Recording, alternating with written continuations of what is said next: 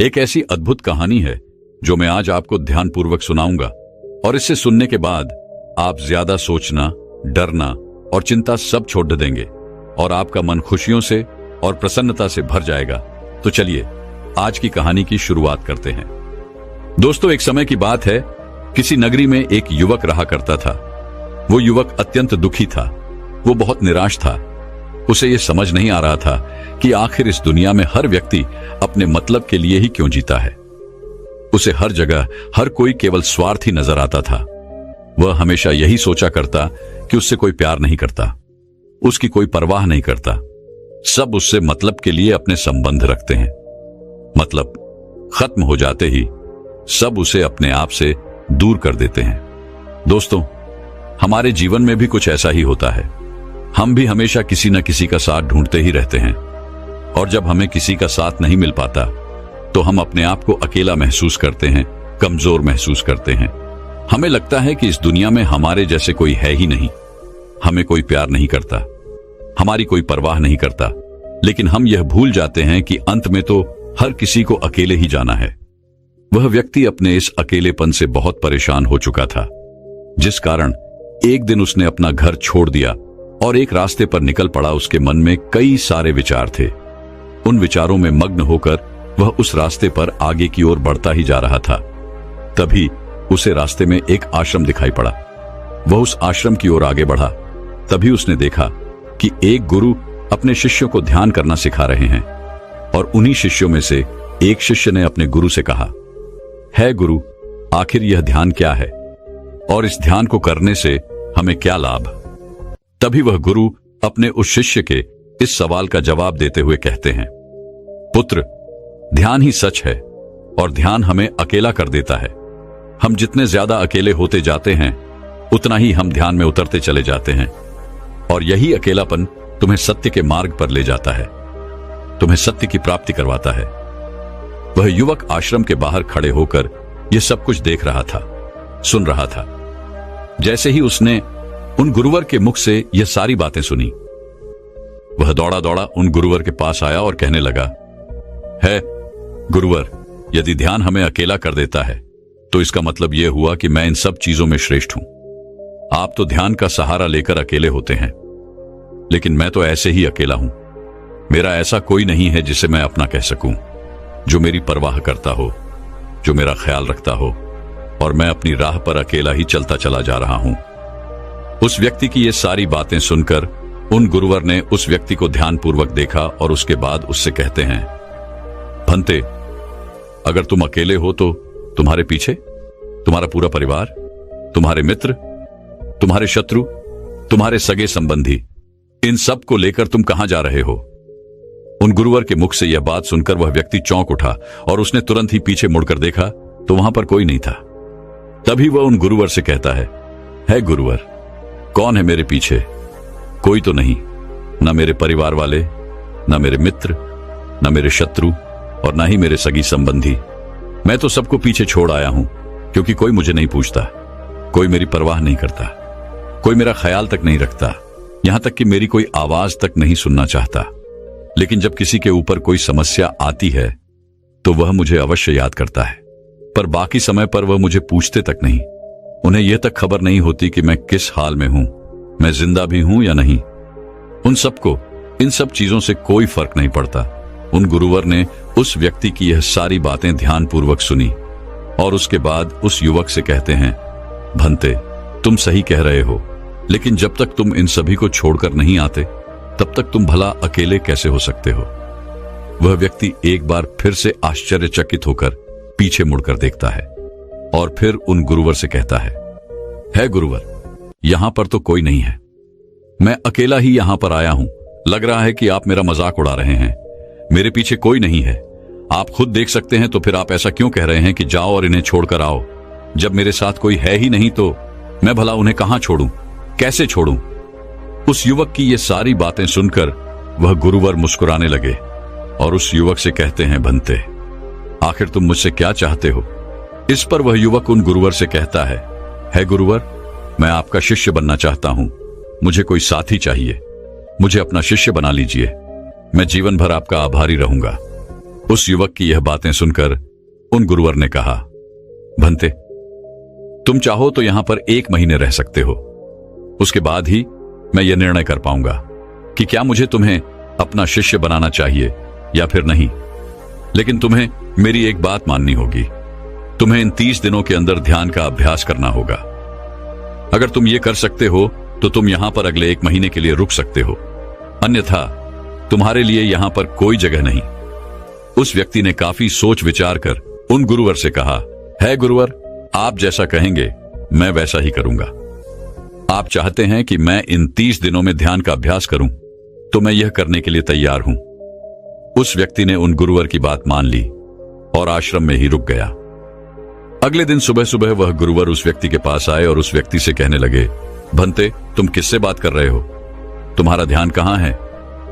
इस पर वह व्यक्ति जवाब देते हुए कहता है गुरुवर, मेरे साथ तो कोई नहीं है, मैं भला किससे बात करूंगा, मैं तो अकेला हूं। तभी वह गुरुवर उस व्यक्ति से कहते हैं, ठीक है, लेकिन अब ध्यान लगाओ, क्योंकि तुमने मुझे वचन दिया था कि इन 30 दिनों में तुम ध्यान का अभ्यास करोगे। उन गुरुवर के कहने पर वो व्यक्ति ध्यान करने बैठ जाता है, लेकिन पहले दिन उसे ध्यान करने में बहुत तकलीफें आती हैं, बहुत सारी परेशानियों का सामना करना पड़ता है। यहां तक कि वो ढंग से लगातार बैठ भी नहीं पा रहा था। उसके पैर मानो सुन्न से हो जाते और उसका पैर मानो काम करना ही बंद कर देता। ये सारी बातें वह गुरुवर देख रहे थे। तभी उन गुरुवर ने उस व्यक्ति से कहा, बनते, तुम जितना देर चाहो उतना देर बैठ सकते हो।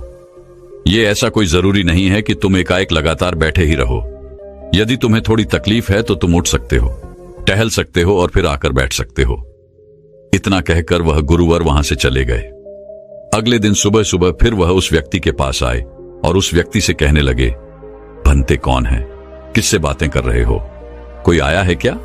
उन गुरुवर की इस बात का जवाब देते हुए वह व्यक्ति उन गुरुवर से कहता है गुरुवर, यहां पर तो कोई नहीं है, आप खुद देख लीजिए, मैं भला किससे बातें करूंगा। तभी वह गुरुवर एक बार फिर उस व्यक्ति से कहते हैं, चलो ध्यान का अभ्यास करो।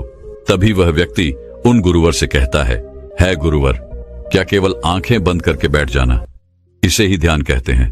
अगर इसे ही ध्यान कहते हैं तो यह तो बड़ा ही आसान है और इसे तो कोई भी कर सकता है, केवल आंखें बंद करके बैठना ही तो है। इसका जवाब देते हुए वह गुरुवर उस व्यक्ति से कहते हैं, भंते, केवल आंखें बंद करके बैठ जाना इसे ध्यान नहीं कहते। ध्यान करने के लिए तुम्हें अपने मन को एकाग्र करना होगा, अपने मन को किसी एक चीज पर लगाना होगा।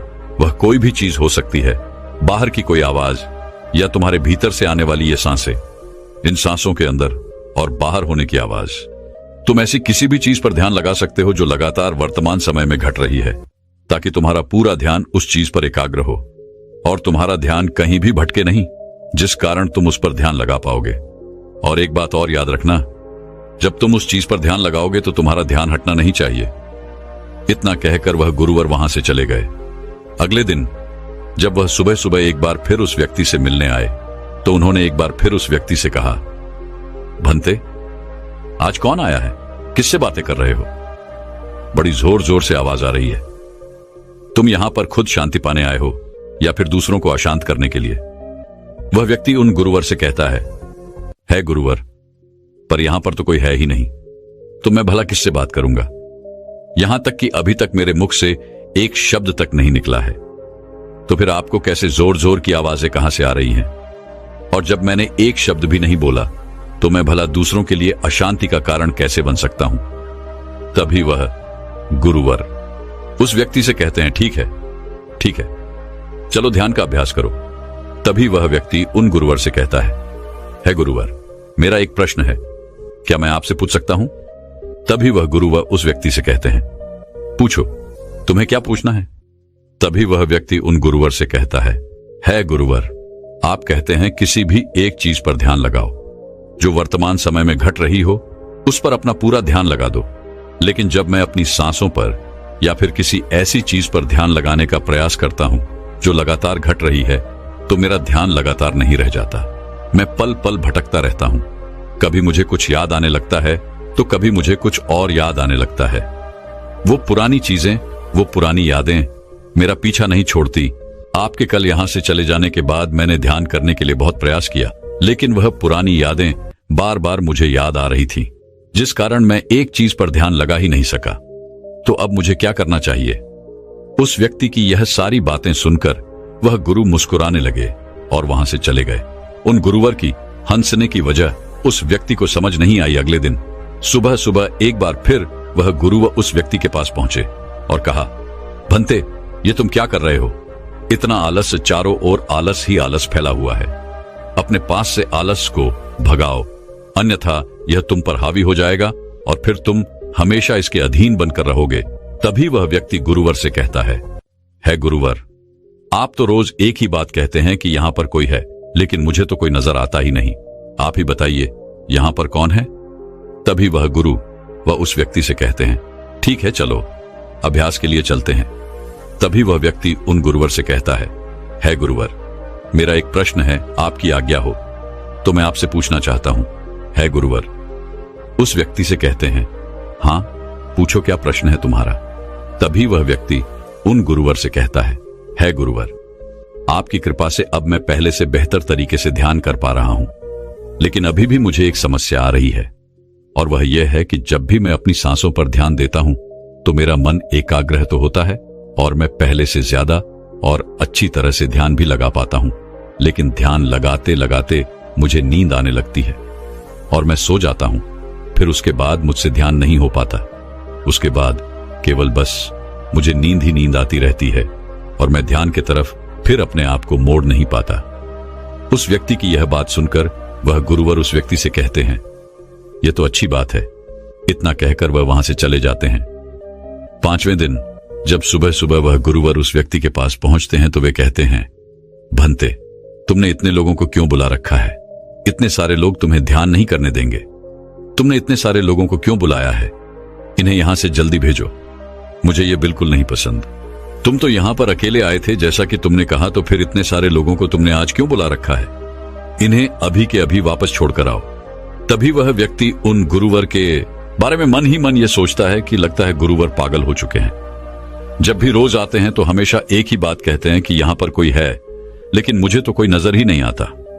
बड़ी विनम्रता से उन गुरुवर से कहा, है गुरुवर, शायद आपकी आंखें जो देख पा रही हैं वह मैं नहीं देख पा रहा हूं।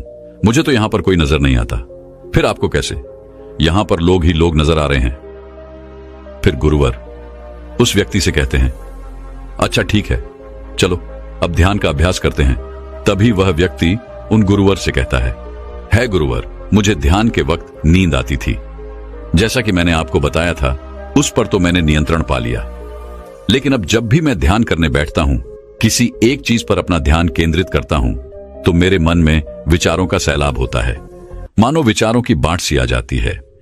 इतने विचार तो आंख खोलकर भी मैंने कभी नहीं देखे होंगे, जितने की आंखें बंद करने के बाद मुझे नजर आते हैं। और इन विचारों में कुछ ऐसे विचार भी मेरे मन में आते हैं जिनके बारे में आज तक मैंने सोचा तक नहीं है। मुझे उनके बारे में कुछ भी नहीं पता। ये सब क्यों हो रहा है गुरुदेव? उन गुरुवर ने उस व्यक्ति की यह बात सुनकर उस व्यक्ति से कहा, अच्छा ऐसा हो रहा है। इतना कहकर वह गुरुवर वापस चले गए। अगले दिन सुबह सुबह वह गुरुवर एक डंडा लेकर उस युवक के पास पहुंचे और एक डंडा जड़ते हुए उस युवक से कहते हैं, मैंने तुम्हें पहले ही कहा है, इतने सारे लोग मुझे पसंद नहीं, तुम्हें इन्हें छोड़कर आना होगा। आखिर तुम रोज रोज इन्हें क्यों ले आते हो? इतनी भीड़ इकट्ठा करके तुम्हें क्या लाभ?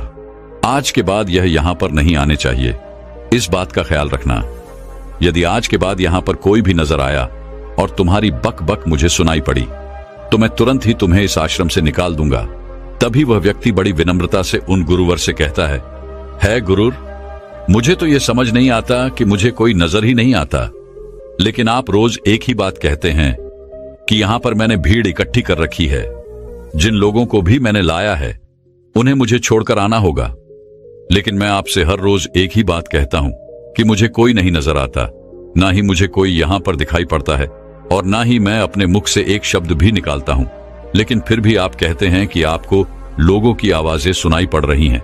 तभी वह गुरुवर है उस व्यक्ति की इस बात का जवाब देते हुए कहते हैं, क्या तुम्हारे मित्र, तुम्हारे परिवार वाले, तुम्हारे सगे संबंधी, तुम्हारे शत्रु, तुम्हारी इच्छाएं, तुम्हारी वासनाएं, ये सब क्या तुमसे मिलने नहीं आते? वह व्यक्ति उन गुरुवर से कहता है, नहीं गुरुदेव, मुझसे कोई मिलने नहीं आता। मैं तो यहां पर अकेला ही आया था और अभी भी मैं अकेला ही हूं, मेरा कोई नहीं। तभी वह गुरु व क्रोधित होकर उस झंडे से उस व्यक्ति पर एक और प्रहार करते हैं और कहते हैं, अभी बैठो, अभी ध्यान लगाओ, और यदि तुम्हारे ध्यान में कोई भी आता है तो मुझे बताओ। वह व्यक्ति उन गुरुवर की बात मान लेता है और तुरंत ही ध्यान करने बैठ जाता है। कुछ देर तक तो वह काफी शांत रहता है, लेकिन कुछ देर बाद ही वह उन गुरुवर से कहता है गुरुदेव, मेरा भाई मुझसे मिलने आया है, साथ में मेरे पिताजी भी हैं। दोनों बहुत दुखी हैं क्योंकि मैं उन्हें छोड़कर यहां जो चला आया हूं। मेरे भाई की तबीयत भी कुछ ठीक नहीं लग रही। वह मुझे बुला रहे हैं।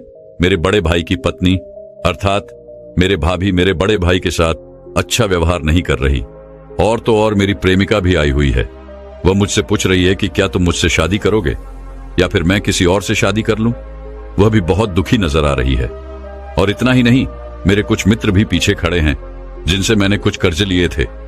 आज वो मुझसे अपना कर्जा मांगने आए हैं, मुझे धोखेबाज कह रहे हैं, मुझे अपशब्द बोल रहे हैं, और वो साथ में मेरे कुछ शत्रुओं को भी लाए हैं। लेकिन मेरे शत्रु मुझे मारना नहीं चाहते। वह तो यह कह रहे हैं कि तू तो पहले से ही मरा हुआ है, तुझे और क्या मारना। इतना कहकर वह व्यक्ति कुछ देर के लिए शांत हो गया, लेकिन उसी के बाद फिर कुछ देर बाद वह एक बार फिर से उन गुरुवर से कहने लगा है, गुरुवर, अब मेरे पास एक बहुत बड़ा घर है, इसे मैंने खरीद लिया है। मैं, मेरे पिता, मेरी माता, मेरा भाई, मेरी भाभी सभी इसमें बहुत मिलजुल के रह रहे हैं। हम बहुत खुश हैं। मैं अब अपने मित्रों से अत्यधिक अमीर हूं। मेरे पास बेशुमार धन दौलत है, और तो और मैंने अपनी प्रेमिका से शादी भी कर ली है और इसका जश्न मना रहे हैं। इतना कहकर वह व्यक्ति एक बार फिर शांत हो गया और फिर कुछ देर बाद और फिर एक बार उन गुरुवर से कहता है गुरुवर, मुझे कोई मारने का प्रयास कर रहा है। लगातार वो मुझ पर प्रहार कर रहा है। मैं उसका चेहरा देखने का प्रयास कर रहा हूं, लेकिन मुझे उसका चेहरा नजर नहीं आ रहा। इतना कहते कहते वह उन गुरुवर से कहता है, गुरुदेव, ये तो आप हैं जो मुझे मार रहे हैं और यह भी कह रहे हैं कि इतनी भीड़ को लेकर क्यों आए हो और इन्हें लेकर कहां जा रहे हो। मेरे साथ तुम्हें अकेले ही चलना होगा।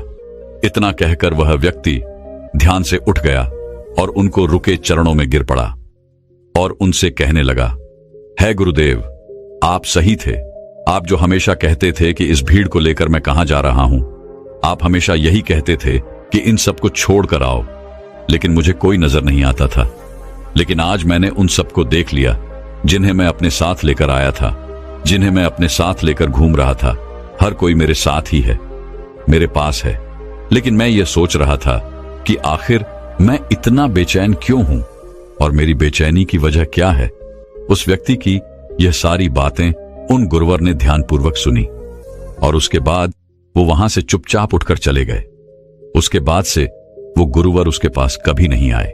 लेकिन वह व्यक्ति हर रोज ध्यान का अभ्यास कर रहा था और पूरे 1 महीने बाद जब वह उन गुरुवर के पास पहुंचा तो उन गुरुवर से कहने लगा है, गुरुवर, जैसा कि आप कहते थे कि मैं हमेशा अपनी भीड़ को अपने साथ लेकर घूमता हूं, तो आज मैंने उस भीड़ को विदा कर दिया है और अब मैं बिल्कुल अकेला हूं। मेरे साथ कोई नहीं, मेरे साथ आप भी नहीं है, यहां तक कि मैं खुद अपने साथ नहीं हूं। मैं एक परम शांति महसूस कर रहा हूं।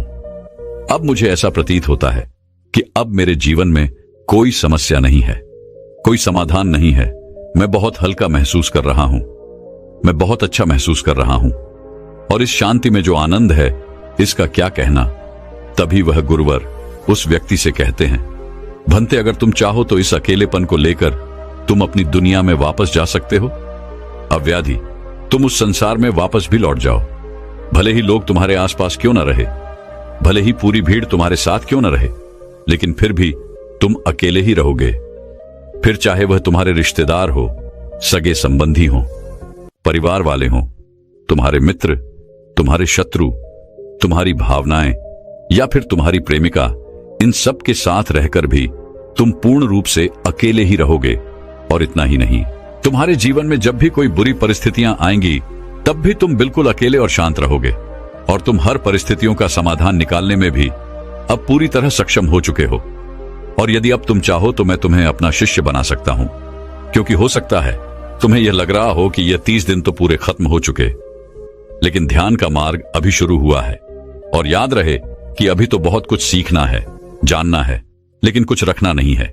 यह मार्ग अभी शुरू हो रहा है और यह मार्ग अति लंबा है और इस मार्ग की शुरुआत शांति से ही होती है।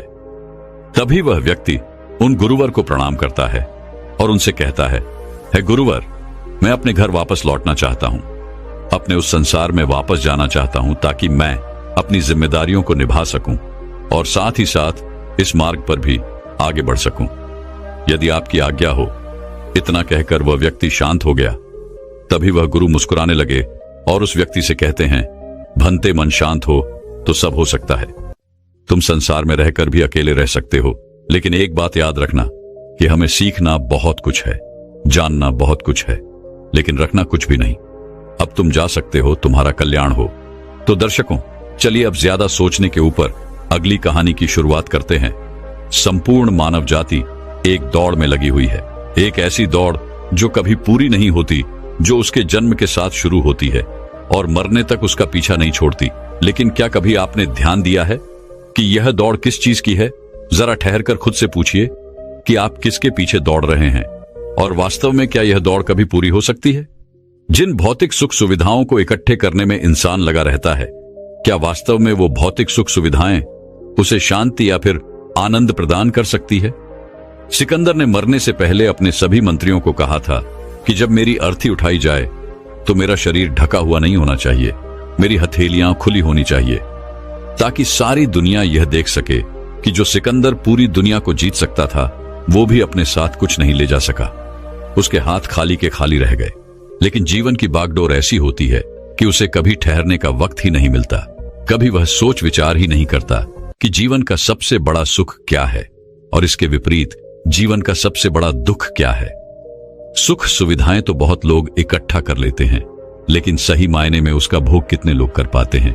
वही भौतिक वस्तुएं जो उसने अपने आनंद, अपनी शांति के लिए संग्रहित की थी, वही सुख सुविधाएं उसके दुख का कारण बन जाती हैं। जब पैसा नहीं कमाया था तो पैसा ना होने का दुख था, और जब पैसा कमा लिया तो वही पैसा उसके बच्चों के लिए या उसके लिए झगड़े का कारण बन जाता है। तो फिर कैसे सुख सुविधाएं, किन चीजों के पीछे आप भाग रहे हो? आज की जो कहानी मैं आप लोगों को सुनाने वाला हूं, उसमें आपको जीवन का सबसे बड़ा दुख और सबसे बड़ा सुख पता चलेगा। इससे पहले कि आप इस कहानी में खो जाएं, इस चैनल को सब्सक्राइब जरूर कर लें। तो चलिए कहानी शुरू करते हैं। अपनी गरीबी के दिन याद करके सेठ धनानंद की आंखों में आंसू आ गए। आज उसने जीवन में सब कुछ हासिल कर लिया था। सारी सुख सुविधाएं उसके पास थी। घर में नौकर चाकर थे, हजारों लोग उसके नीचे काम करते थे, जो उसकी एक आवाज पर उसके पास खड़े होते थे। लेकिन फिर भी आज सब कुछ हासिल कर लेने के बाद भी वो दुनिया में अपने आप को सबसे गरीब आदमी समझ रहा था। आखिरकार अपनी गरीबी के दिन याद करके उसकी आंखों में आंसू आ गए। उसके पास कुछ नहीं था, लेकिन तब भी वो प्रसन्न रहता था। लेकिन आज सब कुछ होने के बाद भी वो प्रसन्न नहीं था। और दुनिया में वही आदमी सबसे गरीब होता है जो सब कुछ होते हुए भी अकेला महसूस करता है। उसे एहसास होने लगा था कि धन संपदा या भौतिक सुख सुविधाएं उसके मन की पूर्ति नहीं कर सकती। लेकिन अब तो बहुत देर हो चुकी थी। उसका पूरा जीवन बीत चुका था। अब पूरे जीवन की कमाई उसे व्यर्थ लगने लगी। उसे लगने लगा कि उसने जो कुछ कमाया वो सब यूं ही था, व्यर्थ था। ये एहसास उसे जीवन में पहले कभी नहीं हुआ था। काश उसे ये एहसास पहले हो गया होता तो वह ठहर जाता, रुककर चिंतन करता कि जो चीज वह इकट्ठी कर रहा है, क्या वास्तव में वह इकट्ठी करने लायक है। अगर उसे यह बात पहले पता चल गई होती तो वो अपने जीवन में सार्थकता खोजने की कोशिश करता। वो उस रहस्य के बारे में खोज करता जो उसके मन की पूर्ति करता, जो उसका अकेलापन दूर करता, जो उसके जीवन को संपूर्ण बना देता। उसने अपने दोनों बेटों को अपने पास बुलाया और उन्हें जीवन की सीख समझाने की कोशिश करने लगा। सेठ ने अपने बेटों से कहा कि बेटा, मेरे को तो जीवन में कोई बताने वाला नहीं था, सही रास्ता दिखाने वाला कोई था ही नहीं, इसलिए मैं उस रास्ते पर चलता रहा जिसका कोई अंत नहीं था। और आखिर में पहुंचकर मुझे महसूस हुआ कि जितना रास्ता मैं तय करके आया हूं उतना ही रास्ता बाकी और है। शायद मैं गलत रास्ते पर निकल पड़ा था और अब इतना समय नहीं बचा कि मैं नए रास्ते पर फिर से नया सफर शुरू करूं। उसने अपने दोनों बेटों से कहा कि बेटा पता है दुनिया में सबसे बदनसीब आदमी कौन होता है? वो जिसके पास सब कुछ होते हुए भी कुछ नहीं होता, जो अपने आप को सब कुछ होते हुए भी अकेला महसूस करता है। भला इससे बड़ा दुख, इससे बड़ी बदनसीबी और क्या हो सकती है? यह सुनकर उसके बड़े बेटे ने कहा कि पिताजी, सब कुछ तो आपके पास है, धन संपदा, पूरा परिवार, सारी खुशियां आपके पास है, लेकिन फिर भी आप अपने आप को बदनसीब क्यों समझते हैं? उसका बड़ा बेटा वह नहीं समझ पा रहा था जो उसके पिता उसे समझाने की कोशिश कर रहे थे। फिर भी उसने अपनी बात को समझाने की कोशिश करते हुए कहा, अभी तुम्हें लगता है कि जीवन में तुम्हारे पास सब कुछ है। मुझे भी तुम्हारे उम्र में ऐसा ही लगता था, लेकिन अब मैं बूढ़ा हो चला हूं। कुछ समय बाद मेरी मृत्यु भी नजदीक है और अब मुझे एहसास हो रहा है कि दुनिया में तो सब कुछ पीछे छूट जाता है। घर, परिवार, रुपया, पैसा, धन संपदा, सब कुछ यही रह जाता है और आखिर में मेरे साथ जाएगा क्या? क्या मैं दुनिया में सबसे अकेला इंसान नहीं हूं? क्या मैं दुनिया का सबसे बदनसीब आदमी नहीं हूं, जिसके पास सब कुछ होते हुए भी वह अपने साथ कुछ भी नहीं ले जा सकता? सेठ के बेटे ने सेठ से सवाल पूछा कि पिताजी, फिर दुनिया में क्या इकट्ठा करना चाहिए? ऐसे तो हर इंसान अकेला ही होता है। कौन इंसान इस दुनिया में भला ऐसा होता है जो अपने साथ इस दुनिया की सुख सुविधाएं या फिर अपना परिवार को साथ लेकर जाता है? सब लोग तो अकेले ही जाते हैं। फिर तो दुनिया में हर एक आदमी बदनसीब ही हुआ। यही सवाल सेठ के मन में भी उठ रहा था, लेकिन उसके खुद के पास इसका कोई जवाब नहीं था, तो वह अपने बेटे को भला इसका क्या उत्तर देता। इसीलिए उसने अपने बेटे से कहा कि बेटा, मैं खुद इस सवाल का जवाब तलाश रहा हूं। अगर एक आदमी के पास सब कुछ होते हुए भी वह अकेला है, उन भौतिक सुख सुविधाओं का वह भोग नहीं कर पा रहा है, तो वह सबसे बड़ा दुख हुआ। मैं मानता हूं दुनिया का सबसे बड़ा दुख यही है कि आपके पास सब कुछ होते हुए भी आप अकेलापन महसूस करो। लेकिन इसके विपरीत दुनिया का सबसे बड़ा सुख क्या हो सकता है? इस सवाल का जवाब तो मेरे बेटे मुझे भी नहीं पता। इसीलिए मैं यह चाहता हूं कि मेरे मरने से पहले जिस सवाल का जवाब मुझे नहीं मिला, वह जवाब तुम अपने जीवन में ढूंढो। और यकीन मानो, अगर तुमने अपने जीवन में इस सवाल का जवाब ढूंढ लिया तो तुम दुनिया के सबसे सुखी इंसान कहलाओगे। यह कहानी सुनाकर गुरु ने अपने शिष्यों से सवाल पूछा कि दुनिया में सबसे बड़ा सुख क्या होता है? सभी शिष्य ध्यानपूर्वक अपने गुरु की यह कहानी सुन रहे थे। संध्या का समय था। धीमी धीमी हवा चल रही थी, जिससे कि पेड़ की पत्तियां हिल रही थीं। आसमान में पक्षी सहचा रहे थे। सूर्य अस्त होने को आया था और सभी शिष्य अपने गुरु से इस सवाल का जवाब जानना चाहते थे। लेकिन इससे पहले ही गुरु ने अपने शिष्यों से सवाल पूछ लिया। इसका उत्तर देते हुए एक शिष्य ने कहा कि गुरुदेव, दुनिया में सबसे सुखी इंसान वही है जिसका शरीर सुखी है।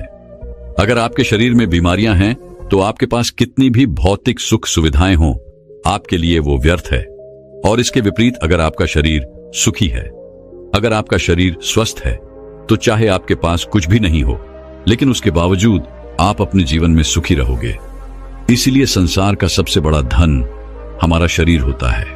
यह सुनकर दूसरे शिष्य ने उसका विरोध करते हुए कहा कि गुरुदेव, दुनिया में बहुत से लोग ऐसे हैं जिनका शरीर एकदम स्वस्थ है, लेकिन बावजूद इसके वो अपने जीवन में सुखी नहीं है।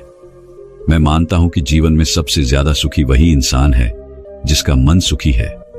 गुरु ने अपने इस शिष्य से सवाल किया कि अच्छा ये बताओ कि मन को सुखी किस प्रकार किया जा सकता है। इसका जवाब देते हुए उस शिष्य ने कहा कि गुरुदेव, मन कभी भी संतुष्ट नहीं होता है। अगर हम किसी प्रकार मन को संतुष्ट करना सीख लें तो फिर हम किसी भी परिस्थिति में आनंद और शांति से रह सकते हैं। लेकिन समस्या यही होती है कि मन का भला कभी होता ही नहीं है। मन को चाहे कितना भी खिला दो, लेकिन उसकी भूख कभी पूरी नहीं होती। चाहे उसको कितना ही धन दे दो, लेकिन बावजूद इसका लालच बढ़ता ही जाता है। अब गुरु ने सभी शिष्यों को समझाना शुरू किया। गुरु ने कहा कि अज्ञानतावश मनुष्य कभी यह समझ नहीं पाता कि उसका मन हमेशा से खाली था, लेकिन व्यर्थ की चिंताएं, व्यर्थ के लक्ष्य अपने जीवन में बनाकर उसने अपने मन को बांध लिया। जिस मन की प्रवृत्ति हमेशा खाली रहने की थी, उसने उस मन को कूड़े कचरे से भर लिया। इसीलिए वह मन जो बचपन में हमेशा खाली रहता था, हर चीज में, हर खेल में आनंद ढूंढ लेता था, अकेले में भी आनंद पूर्वक, शांति पूर्वक रहता था, अब वही मन सब कुछ मिल जाने के बाद भी हमेशा दुखी रहता है। लेकिन अगर इंसान सिर्फ वर्तमान में रहना सीख ले, सिर्फ इतना सा होश प्रकट कर ले कि उसे हमेशा वर्तमान में रहना है, ना तो भविष्य की कल्पनाओं में, ना अतीत की यादों में, सिर्फ वर्तमान में, सिर्फ इस एक सूत्र से वो अपने पूरे जीवन को बदल सकता है।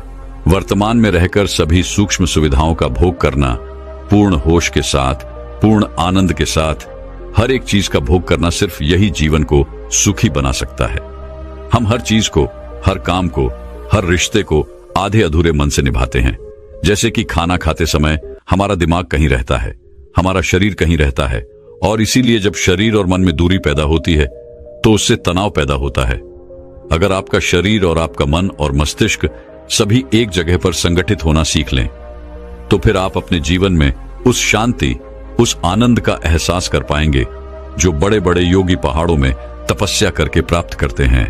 लेकिन इसके लिए जीवन में ज्ञान के प्रकाश का उदय होना बहुत आवश्यक है, क्योंकि अज्ञानता में आप अपने मन को कभी नहीं समझ पाएंगे। मन को समझना इस दुनिया का सबसे कठिन कार्य होता है। अगर आप अपने मन को जबरदस्ती वर्तमान में खींच कर लाने की कोशिश करेंगे तो आप बहुत जल्दी परेशान हो जाएंगे। ये कार्य बड़े धीरे धीरे, बड़ी निष्ठा और प्रेम के साथ किया जाता है, बड़े संयम के साथ किया जाता है। अगर आप इसको जबरदस्ती करने की कोशिश करेंगे तो आप तनाव में आ जाएंगे, आप बहुत जल्दी हार मान लेंगे। इसलिए कदम कदम पर आगे बढ़ा जाए तब मंजिल सामने ही है। और यह कहकर गुरु ने सभी शिष्यों से कहा कि अब हम ध्यान करेंगे। ध्यान करने से मनुष्य का मन, उसका मस्तिष्क वर्तमान में स्थापित होना सीख जाता है। धीरे धीरे प्रतिदिन ध्यान का अभ्यास करने से वह उस आनंद और शांति का अनुभव कर पाता है जो सांसारिक वस्तुओं में कहीं नहीं मिलता, जो किसी भौतिक सुख सुविधा में नहीं मिलता। और इसके बाद सभी शिष्य अपने गुरु के साथ ध्यान में लीन हो गए। दोस्तों, मैं उम्मीद करता हूं कि यह कहानी सुनने से आपके जीवन में अच्छे बदलाव आए होंगे। आपको इस वीडियो से क्या सीखने मिला ये कमेंट करके जरूर बताएं, और अपने परिवार, दोस्तों या आपके करीबी इंसान के साथ ये कहानी शेयर करके उन्हें भी इस ज्ञान से परिचित करवाएं। बाकी अगर आपको ये वीडियो दिल से अच्छी लगी हो तभी इस वीडियो को लाइक कर देना, और आपने अब तक इस चैनल को सब्सक्राइब न किया हो तो चैनल को सब्सक्राइब भी जरूर कर देना। आपका हर दिन शुभ हो और खुशियों से आपका जीवन भरा रहे। धन्यवाद। नमो बुद्धाय।